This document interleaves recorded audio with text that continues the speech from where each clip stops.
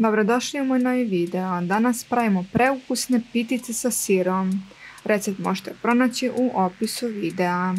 I ne zaboravite da me zapratite. Ako potrebna su nam jaja, stavit ćemo soli. Ja ovdje pravim duplu meru.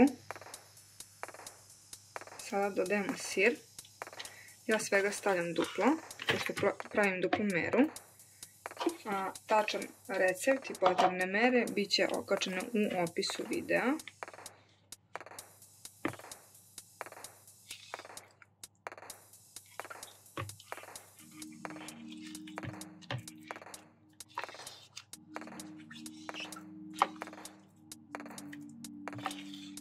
Ako sir stavljamo sitan sir ili fetu.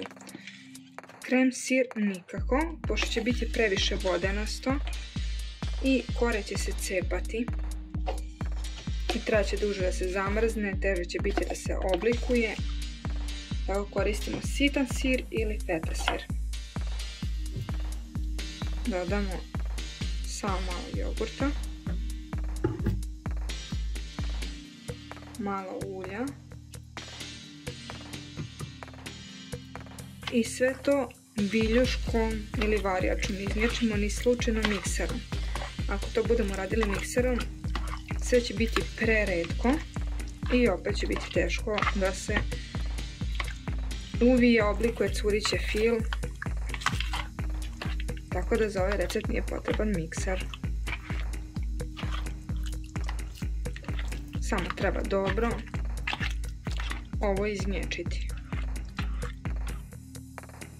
Evo, smesa izgleda otprilike ovako, znači nije ni retka, a nije ni skroz čvrsta.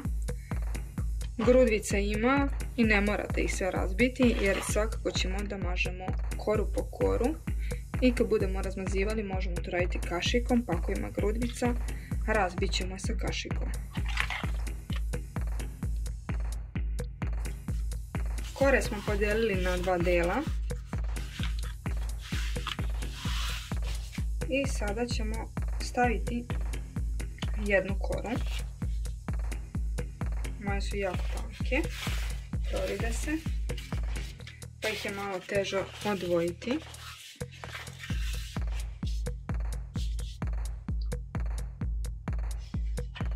Ovdje imam činicu sa vodom i uljem i to smo izmešali, znači može i obična voda, a može i kisela, lepše je sa kiselom.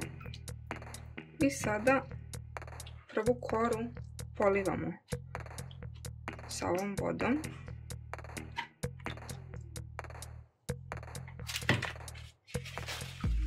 Zatim stavljam drugu koru.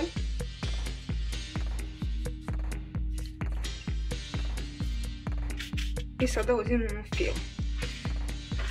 Fil mažemo u tankom sloju. Ako vam je lakše, na početku možete odmah podeliti fil na dva dela za dva rolata, kako bi bili sigurni da je jednako raspoređeno.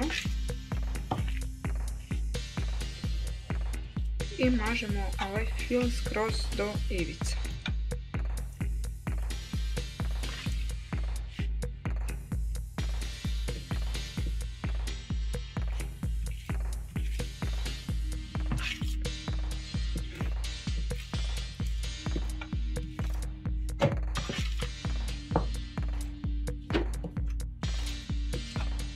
A tako, kad smo namazali fil, sada ide jedna kora.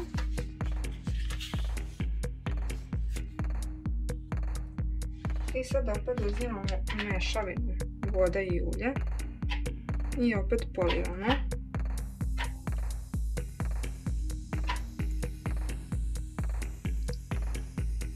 Ovo ne treba da razmazujemo, samo polijemo, poprskamo. Zatim opet stavljamo koru, pa fil i tako uradimo do kraja sa još dve kore. Znači sljedeća kora ide voda i ulje, to je peta, a na šestu ide fil.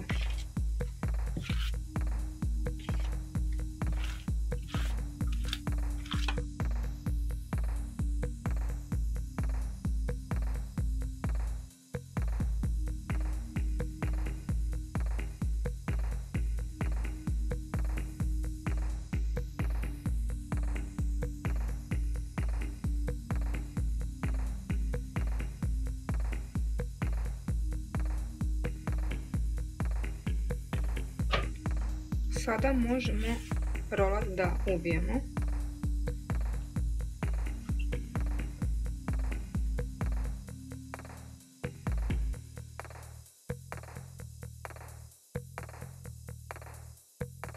Sada uzimam stretch foliju.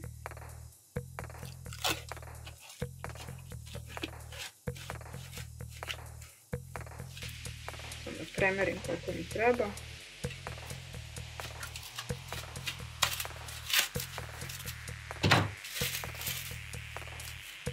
Stavljamo preko. Okrenemo kako bi umotali drugu stranu.